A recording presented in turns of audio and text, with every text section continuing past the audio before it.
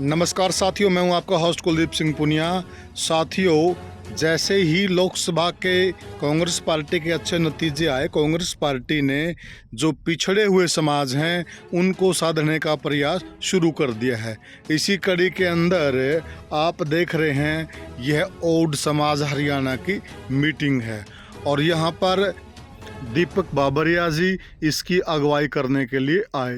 दीपक बाबरिया जी जब से हरियाणा चुनाव मामलों के प्रभारी बनाए गए हैं, तब से वह एक एक करके जो भी हरियाणा के प्रमुख समाज हैं उनसे मिलने का प्रयास कर रहे हैं और यह जानने की कोशिश कर रहे हैं कि प्रत्येक समाज की हरियाणा के अंदर क्या भागीदारी है और समाज क्या चाहता है।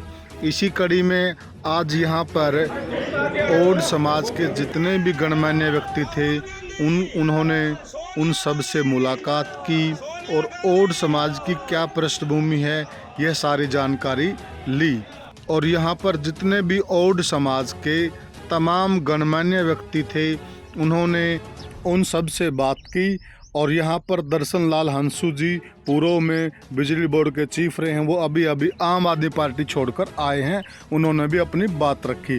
उसके बाद गोपीराम नलवा जी, डॉक्टर भूप सिंह ओड जी, बिमल नंबरदार जी, अनेक तमाम जो ओड समाज के प्रमुख आदमी हैं उन्होंने आए हुए सभी गेस्ट को सम्मानित करने का काम किया। साथियों, दीपक बाबरिया जी बहुत कड़ी मेहनत कर रहे हैं और जब से इनको हरियाणा के चुनाव मामलों का प्रभारी बनाया गया है तभी से हम देख रहे हैं दीपक बाबरिया जी सरल स्वभाव के व्यक्ति हैं और साथ में इनका एक बड़प्पन है। यह एक एक आदमी से, एक एक समाज से खुद जाकर मीटिंग कर रहे हैं और बहुत कड़ी मेहनत कर रहे हैं।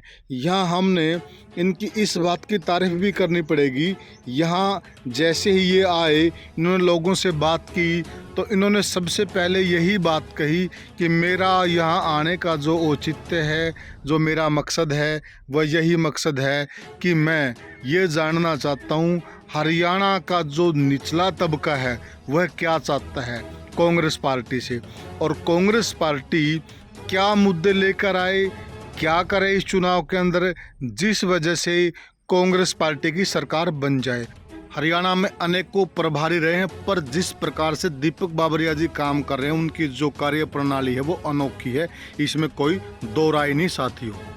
यहाँ पर ओड समाज की तरफ से डॉक्टर भूप सिंह ओड जो वर्तमान में युवा प्रदेश अध्यक्ष हैं, युवा प्रदेश महासचिव, सगर सम्राट शिक्षा समिति, जो हरियाणा ओड समाज की एकमात्र शिक्षा समिति है जो समाज के उत्थान के लिए काम कर रही है।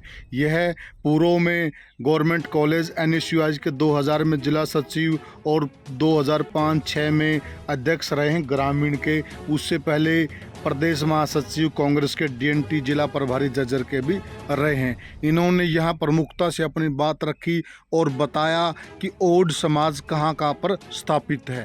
हमारी सबसे ज्यादा वोट है लगभग 1,30,000 और हरियाणा के अलग अलग विधानसभा में ओड बिरादरी की वोटें हैं। हम किसी से किसी का हक नहीं मांगते, जो हमारा हक बनता है, जो आपको विनी कैंडिडेट, जो पार्टी विचारधारा का कैंडिडेट, मैं 2003 से पार्टी से जुड़ा हूँ और वर्तमान में भी पार्टी के प्रोग्रामों में जो भी आदेश होते हैं, विमल जी, मैं, देवेंद्र जी, महेंद्र जी, गोपीराम नलवा जी, सारे हमारे सक्रिय नेता हैं जो हम पार्टी से जुड़े हुए।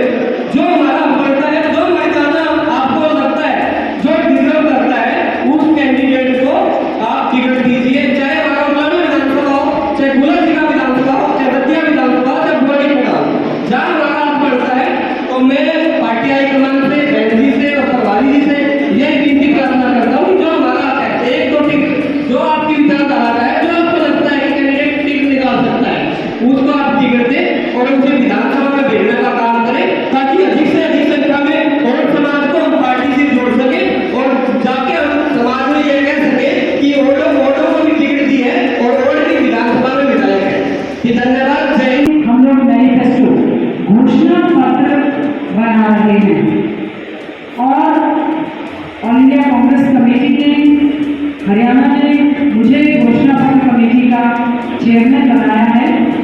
तो जिस प्रकार से राष्ट्रीय स्तर पर हमारा जो घोषणा पत्र बना उसमें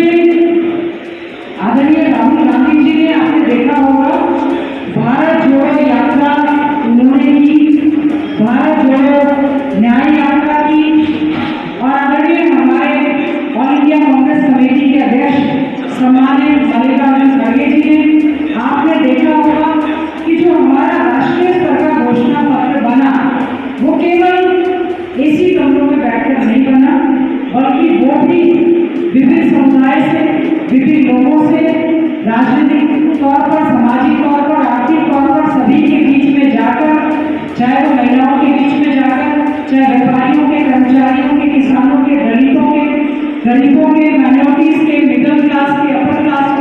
यह क्रांतिकारी नेता गोपीराम नलवा जी और समाज के पूर्व में उप प्रधान रहे हरियाणा के अंदर, और SC/ST सेल के उप प्रधान रहे हरियाणा के। इन्होंने समाज की जो पीड़ा है उसको खुल कर रखा दीपक बाबरिया जी के आगे कि समाज को आज तक जितनी भागीदारी मिलनी चाहिए उतनी भागीदारी नहीं मिली। और सुनिए इन्होंने क्या कहा दीपक बाबरिया जी से। हमारा रोल कितना नजदीक अदा हो गया, आप तक नहीं मिला। अब मेरी विश्वास है कि ये बहुत अच्छा काम करते हैं और हाई कमान को बात करते हैं और इनकी आत्मा की जैसे दिलाई ये अंतरात्मा की आवाज है, मेरी मेहनत जो दिन रात नहीं।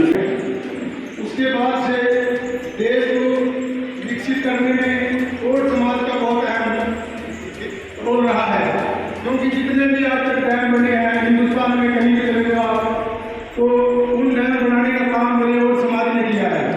जितनी नहरें बनी हैं सब नहरें बनाने का काम आज तक आप मशीन में आगे। सारे समाज की पीड़ा सुनने के बाद अंत में दीपक बाबरिया जी पुणे खड़े हुए और दीपक बाबरिया ने यहाँ ताल ठोक कर दावा किया कि आप मुझ पर भरोसा रखिए, कांग्रेस पार्टी पर आप भरोसा रखिए, आपकी जो पीड़ा है, जो तकलीफ है उसका मैं कांग्रेस पार्टी से निवारण कराऊंगा, ये मेरा वादा है। और उसके बाद यहाँ कृषक समाज से ईश्वर नैन जी ने अपनी बात रखी और जो किसान समाज की जो पीड़ाएं हैं आगे हम उनको विस्तार से रखेंगे और उसके बाद कार्यक्रम का